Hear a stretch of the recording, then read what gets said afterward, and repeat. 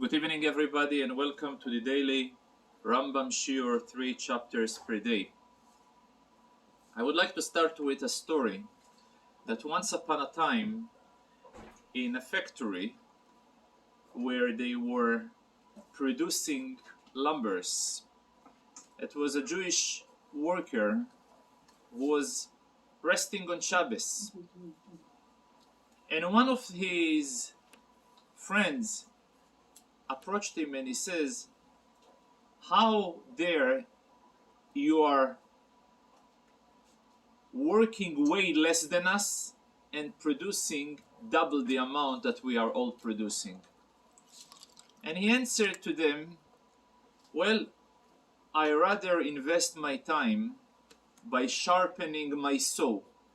When the saw is sharp, it is able to cut double of the amount of the lumbers by half of the amount of work." This is a general explanation how the Shabbat and the rest of Shabbos is a source of blessing. A person may think that while Shabbos, his store, his factory, his shop is closed and seemingly production is less and potential of business and less, yet given the fact that he follows the instruction of God Almighty, who knows how to provide a way better production in less effort that is necessary, so therefore, as our sages in the prayers, there is the text about Shabbat, Kihi Mekor HaBracha. This is the source of all blessing, which makes sense in light of all of it, how important is to pay attention to the details of Shabbat, how to follow the guidelines of rest, and stay away from anything that is considered to be a violation, whether rabbinical, whether it's biblical, or whether it is only a restriction that later we will see and we will cover all of the restrictions as well. Today we will be covering the 12th, 13th, and 14th chapters of Ilchot Shabbat, and the 12th chapter is being divided into two topics. The first topic covers the aspects of Melechet Hav'ara. Hav'ara is igniting fire. So this itself can be divided into two, because same way as there is a prohibition, a biblical prohibition, which is outright stated in the Chumash, most of the prohibition, they're not being stated in the Chumash. However, the rabbis have derived it via methods of Gzeira Shava, or by analyzing what type of works were taking place in the Mishkan.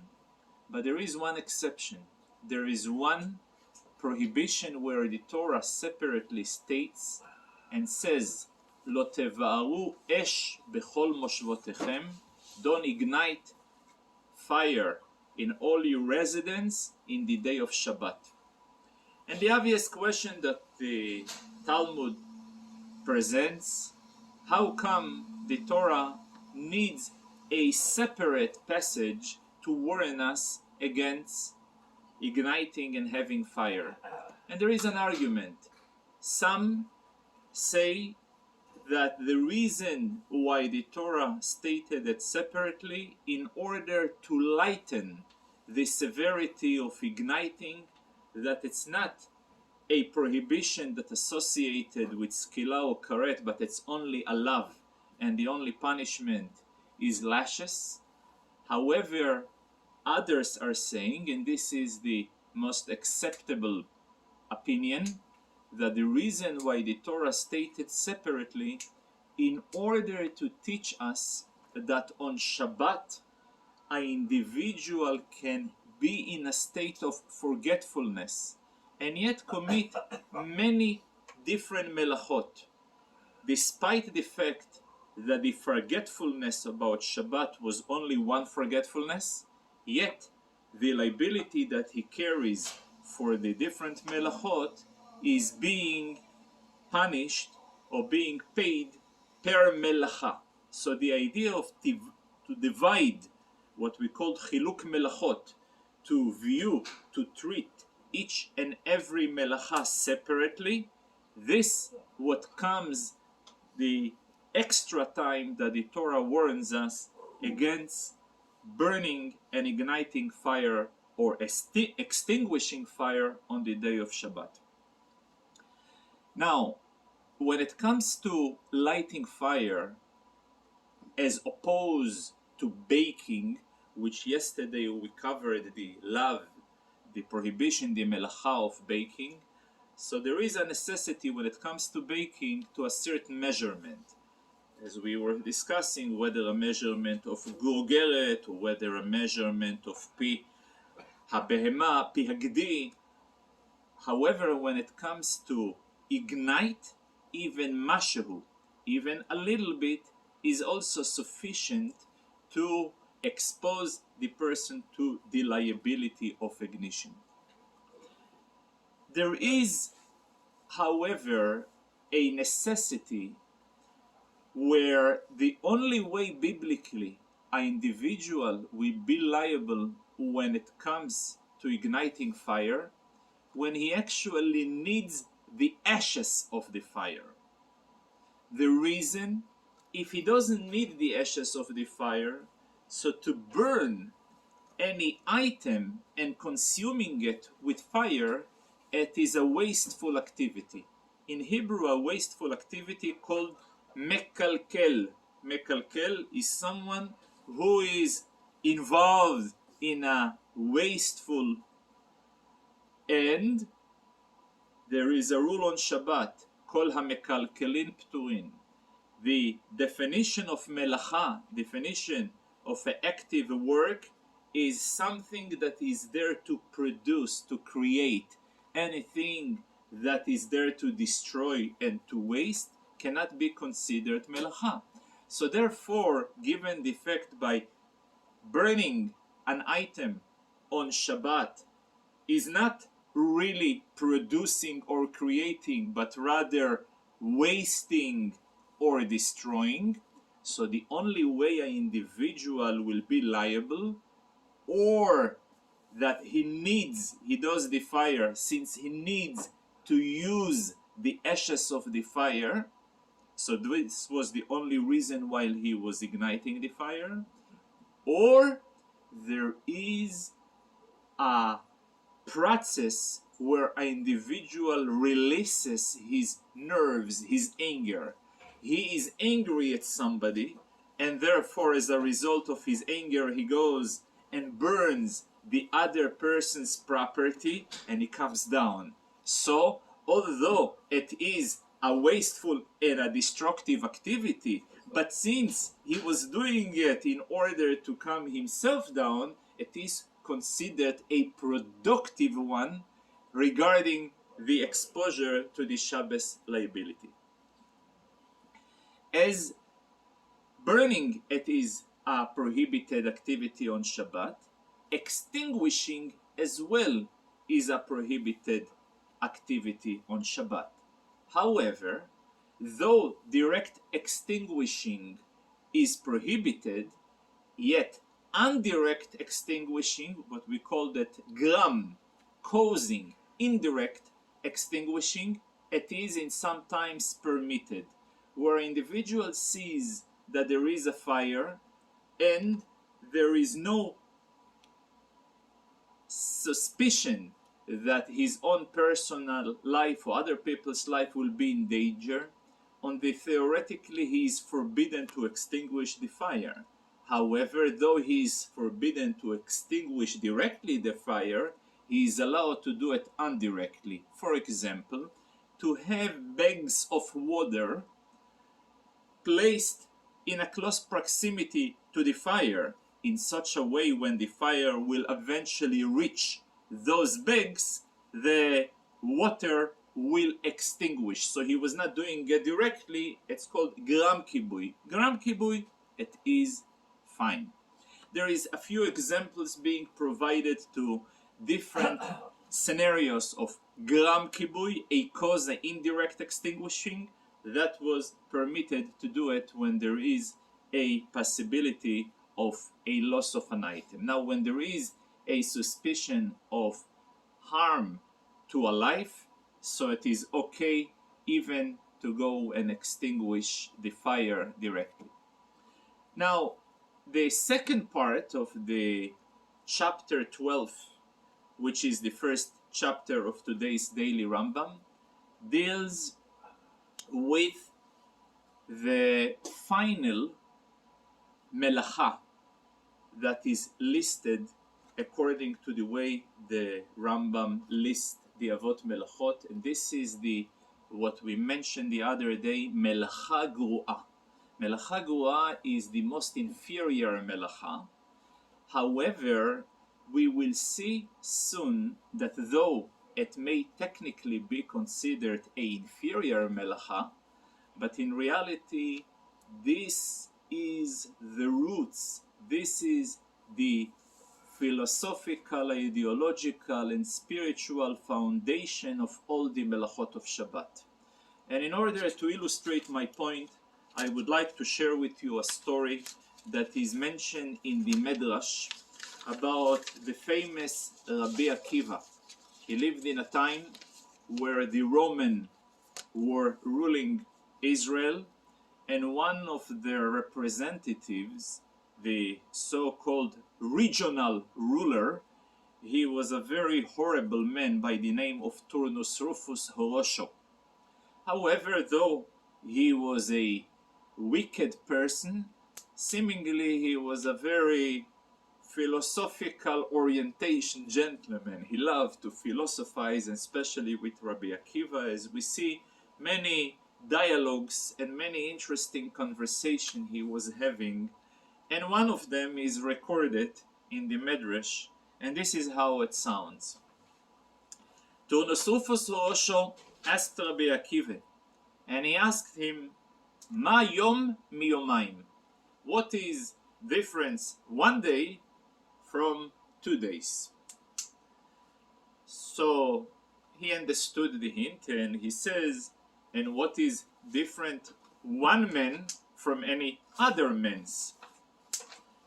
Then Turnus Rufus turns to Rabbi Akiva and tells him, what did I ask you and what did you answer me?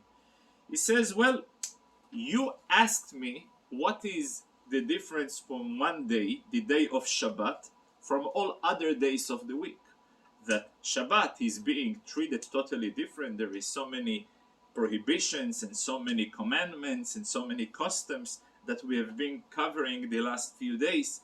So what is the difference of Shabbat that I gotta treat the day differently than all other days of the week? That was your question to me. And I have answered to you, well, what are you different as a representative of the emperor over here that I need to respect you? There are millions of people living on planet Earth that I don't obliged legally to treat them any different, and yet you, if I'm not going to treat you with respect, I would be considered a criminal and I'm going to pay a consequent price for it. So he says, well, I was appointed by the emperor. He says, oh, the Shabbos was also appointed by God. So he says, yeah, but the fact that I was appointed by the emperor is everybody knows. It's an open, it's an empirical fact. But how can you prove to me that the day of Shabbos is any different? So he says, well, have you heard about the river called the Sambation? The Sambation is a river that the entire days of the week it is gushing and throwing stones. It's a very turbulent river, and on day of Shabbat it rests. So he tells him, listen, you are a guy saying that if someone wants to lie, he should go and bring a testimony from something that cannot be proven. You know, how can I go and find the river? So he says, you know what? I'll give you another, easier way. You try to communicate. I guess at those time, the concept of science is to communicate with dead people, was quite common and was quite popular. He says, try to communicate via science with your father and see if you can make it. So he was trying, and it was Shabbos. He couldn't bring him, he could not communicate with him. After Shabbos, when he was able to communicate, he says, what happened to you? You converted to Judaism out there. So he says, although over here, when I was in this world, I was not preserving Shabbos since I was not Jewish, but out there in the heaven, I have no choice but to observe the Shabbos.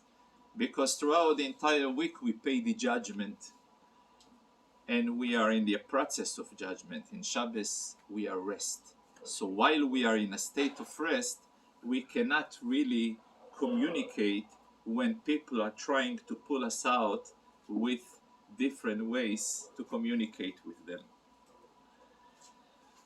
Okay, so he accepted. Yeah, Shabbos is indeed different. But he came to Rabbi Akiva with a much bigger challenge. He says, if you thought, okay, now you're off the hook, I have a much greater challenge.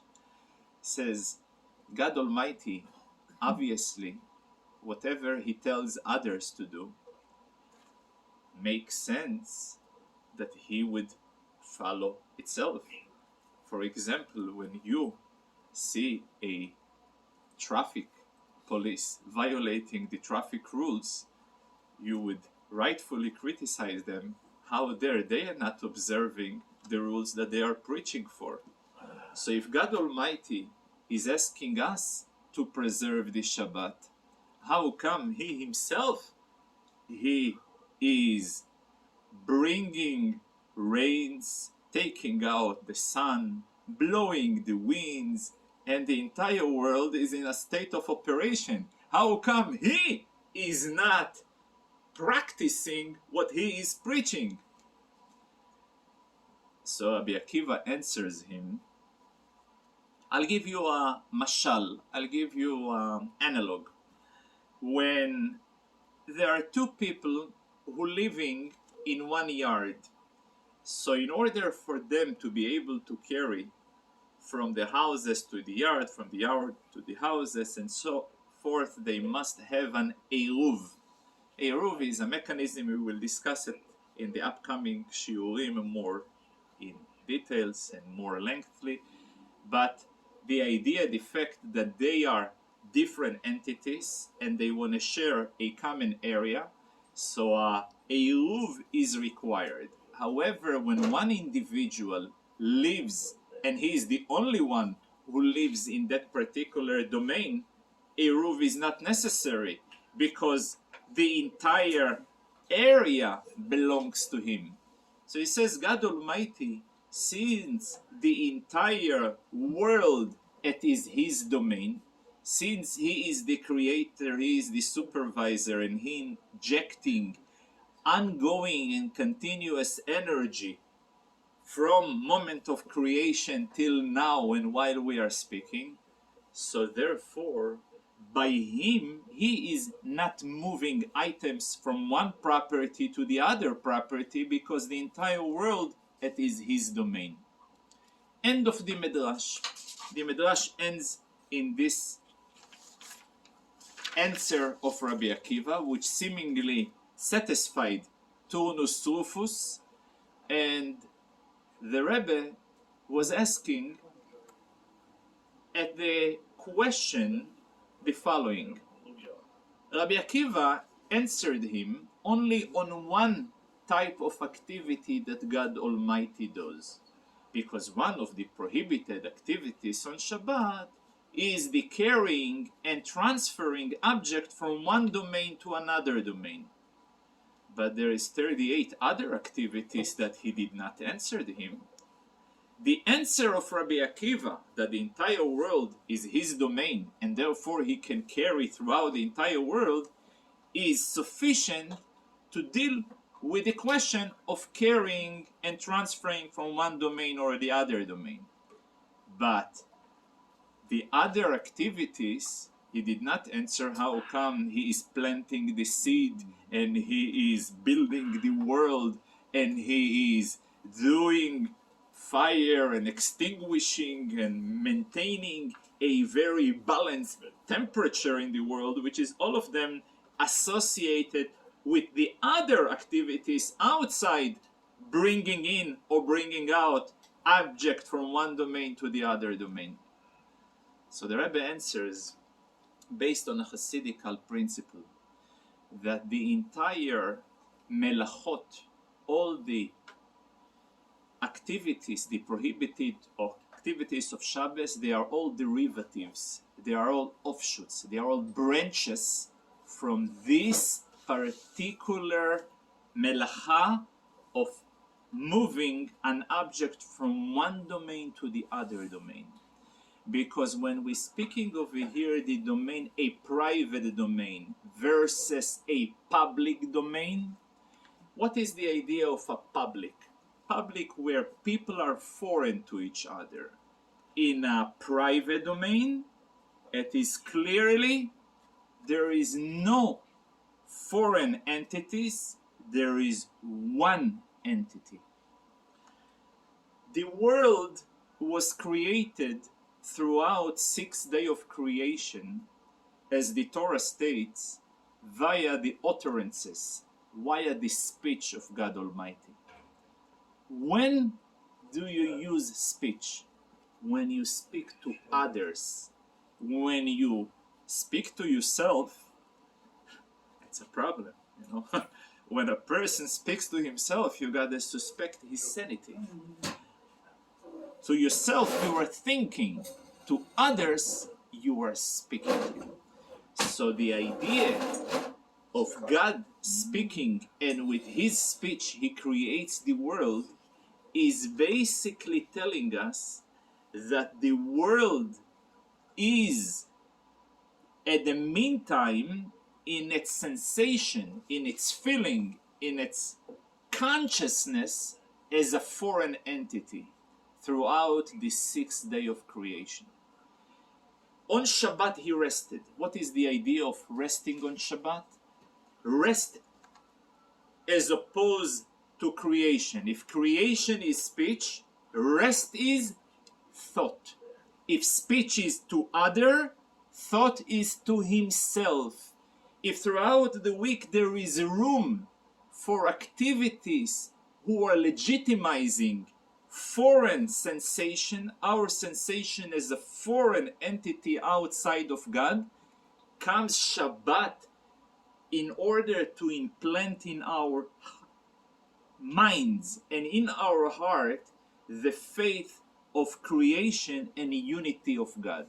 So the way we are expressing it, not only, or ideally not only consciously but also practically, or as in most cases, like our sages have stated, that via practice, repetitive practice, eventually it sinks into our mind and sinks to our heart. There is a famous expression written by Sefer HaChinuch that Achar HaMaisim, after the deeds, Nimshochim Hadeyois, the views and the outlook of us is being pulled after action, which means repetitive action leads to intellectual awareness and emotional feelings as well. Now, So what we came to a conclusion that basically the roots of all melacha is the prohibition of transferring items from one domain to another domain. Therefore, we will see something very interesting. While basically in one day we have covered so many of the prohibited activities, yet the activity of carrying from one domain to the other goes on and on and on for the next almost 16 chapters, because there is so many dimensions and so many corners, and obviously you cannot go through all of them, but I'll try to zoom in on a few of them, at least the most fundamental basic requirement that is associated with the definition of melechet hotza'ah vehachnasa. Obviously, when it comes to bake, to cook, to sew, to build, the creational and the productive aspect is obvious. When it comes to carry one item from one domain to another, where is the creation over here? Where is the production over here? So we've mentioned it in a private conversation the other day that there is an element of creation. There is a change. When an individual takes an item from this domain and puts it in a different domain, so like in a spreadsheet, there is a deficiency in this domain and there is a surplus in the other domain. This change is considered to be a melacha. How do I know it? Although logically doesn't make sense, but the Torah tells us when the Jews have gathered to build the tabernacle, and each and every one contributed gold, silver, and other materials for the construction of the Mishkan, of the tabernacle, came a time where it was sufficient amount of material was collected, and therefore God Almighty told Moshe Rabbeinu to announce, don't do any more work for the construction of the temple. And the Torah tells us immediately, and they have listened, and they have stopped to bring Vayikale ha'am mehavi, which means he told them, don't do any more work, don't do any more melacha. And the Torah continues that they have followed the request by stopping to bring. What is bringing? They were bringing objects from their domain, Reshut HaYachid, where they were residing, to the Mishkan, to the place, to the Ohel Moed where Moshe was there, which was a Reshut HaRabim. So therefore, we are deriving from this text that taking out an item from one domain to the other must be considered and viewed as a melacha. However, many requirements in order to be liable for such a melacha, two conditions must be met. A, akira vehanacha. Akira, which means you ogade, depart, and uproot an item from this domain and make the activity of hanacha resting in the other domain. If an individual made only akira, only uprooted without a hanacha, without resting, or the opposite, he made no akira and only hanacha, he will be exempt, although it is prohibited, but there is no biblical liability for it. Another condition must be met, that the platform that he takes the item from must have at least a territory of 4 tfachim. 4 tfachim is about 35 centimeters. Minimum 35 centimeters by 35 centimeters. If the surface is lesser than this, he is exempt. A person may ask, if this is the case, if I'm taking an item from my hand that is parked in the private domain, and I'm parking the item into your hand that is in the public domain, I will still be liable. I haven't seen palm of a hand that is 35 centimeters by 35 centimeters. So there is a very interesting concept in real estate we call prime real estate. Prime real estate, where you pay for 1 square feet in downtown a premium price that you can buy an entire 100 acres somewhere in the Midwest. Yado shel Adam, a hand of a person, chashuva lo kedaled al daled. The hand of the palm of a person is considered like a 35 centimeter by 35 centimeters. Further than this, even when a person eats, the mouth is way smaller than the palm of a person.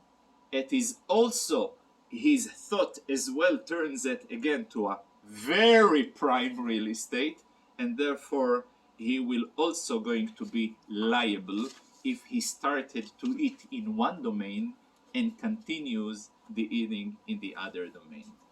A fourth requirement that is required for an individual to be properly exposed to the activity of carrying from one property to the other property, that he needs to be carrying kederech hamotzi'in, kederech, the usual, the standard way. Same way as in this world there is standards. What is the standard? A person can carry it on his hand. A person can carry a heavy item on his head. A person can carry heavy items on his shoulders. However, if a person carries the item on his knee, this is not kederech hamotzi'in. No person will place an item on his knee and he will keep jumping and going outside. Therefore, though again it is prohibited, but he's not going to be liable. In order to be liable, all those 4 conditions that we have mentioned must be met. If one of them is missing, so again, he is not going to be liable. The final chapter of today deals with the definition of all types of domain that exist out there. There is 4 different domains. 2 of them